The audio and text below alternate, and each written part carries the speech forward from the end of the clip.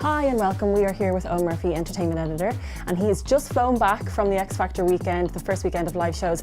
Owen, I'm presuming you're exhausted, but it was great fun, was it? Oh yeah, look, it was fantastic. And I mean, one of the great things, especially at the start, is a lot of the bad acts get to go out. And I mean, the sing-off on Sunday night was so atrocious. But, you know, it was a fantastic show and an event. And I think because last year there maybe wasn't as strong a lineup, this year is shining because, I mean, the obvious headliner at the moment is Andre. I mean, he is amazing. It was as if everyone was a support act for him on Saturday night. He was. Well, Fleur is still very good. I still think Fleur is going to go far in the competition.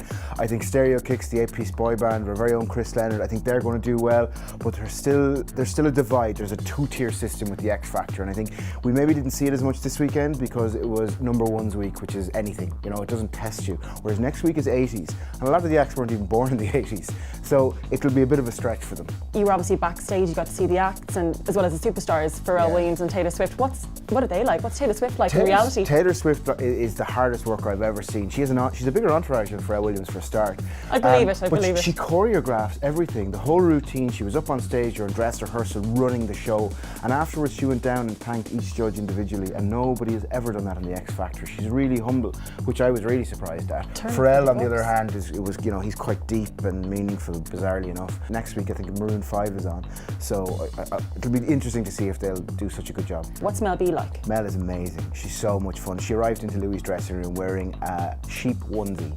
She walks around backstage with that, and she's just so down to earth, so much fun. I do really think she's got the best group so far. I mean, Andrea Festini was just amazing. He's just such a polished superstar already, but again, it's kind of a bit of the Ridian factor. I'm not sure will he be able to do everything. We've yet to see his adaptability. I don't know. It's going to be a long road for him. As much as I can't stand her, I thought Chloe was quite good.